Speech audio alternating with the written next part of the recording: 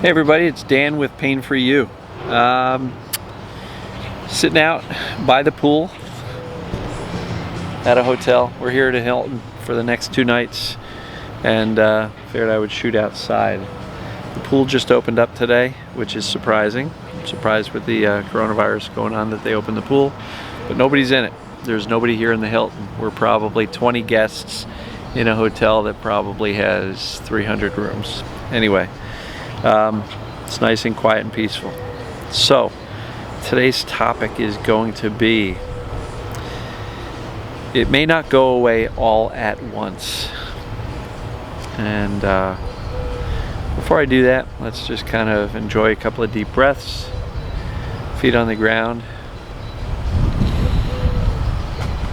Breathe in the confidence, breathe out the skepticism.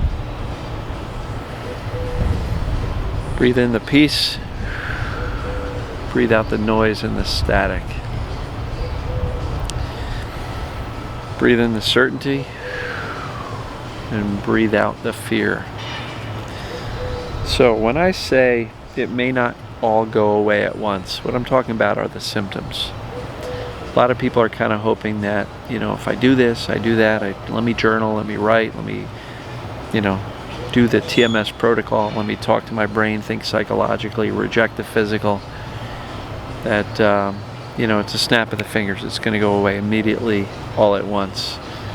And you've heard people say that healing is not a straight line, and at least in my experience that was true. But at the same time, don't convince yourself that this is going to take forever. When I say it may not go away all at once, you may find yourself having a good day, and then the next day is a bad day, and then you get discouraged because I knew this wasn't going to work. And so by setting the expectations that this is going to be a zigzag, progress will be good for a day and then maybe slip back, and then you'll do really good for a few days and then it'll come back. The key is when it does come back, which it very well may, it may not, but it very well may.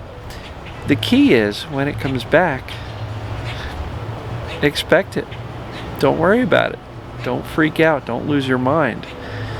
Don't get so discouraged that you had a couple of good days and now it's back. In some cases, it's back with a vengeance. Don't get so discouraged that you lose all forward momentum. And I will encourage you very strongly that instead of using symptoms that come back as a reason to believe this whole thing is not going to work, just switch it. Say, look, I just had a day or two which was actually much better than it had been. That is the evidence it will work. And that by knowing that it's not going to go away all at once, it's a gradual process. You have some ups and downs and curves and twists along the way. It's really helpful to just know that, hey, some days are going to be good, some days are going to be bad, and just don't lose your mind if the symptoms return after a couple of good days or even a couple of good weeks. For much of my 13 years, I would do better and then I would have a crash, and I would do better and then I would have a crash. And when I say a crash, I mean a massive flare that really laid me up and sidelined me. And so the more I freaked out about it, the more these flares would happen. And the more I freaked out about it, the more likely it was for that to become my new norm. And towards the end of my 13 years of pain, I got really bad, where it was a chronic 7 or 8 in pain all the time. Had a really tough time getting up and down off the couch, in and out of the car, in and out of bed, on and off of the toilet, for all things. Wiping my rear end. Embarrassing, yes, but many of you guys know what it's like. It can become very challenging. But just keep the knowledge, just know that it's not a straight line. It's not like I'm going to do the work, and boom, I'm better and never have to think about it again. This is a process of teaching the brain that you're actually okay. And it takes some time. And yes, there are some neural pathways there that need to let go and stop firing. And the more consistency you can have with a mindset of indifference, not caring about the symptoms, not worrying about it, and not letting an up or down, pain level or symptom level freak you out. That's going to go a long way towards really just getting through this much more quickly.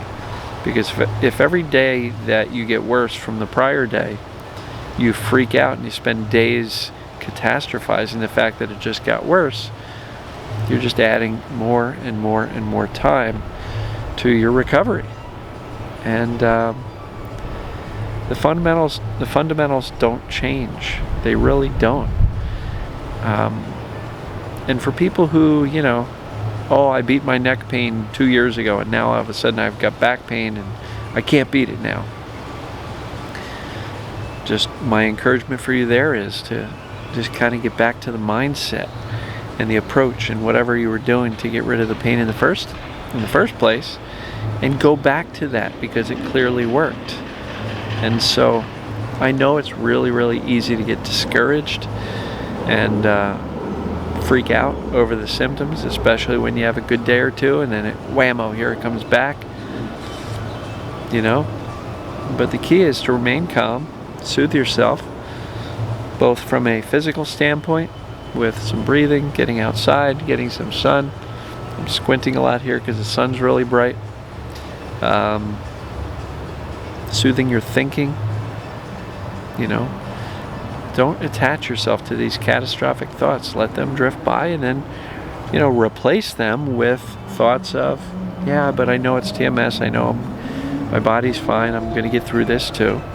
Remind yourself that your track record for getting through a bad day is 100%. They're not fun, but you get through them all.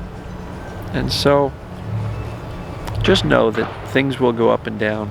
Don't expect, I'm getting better, gone, and then never think of it again. Because again, we're training the brain that emotions are safe, that our body is not broken, therefore it is safe to move.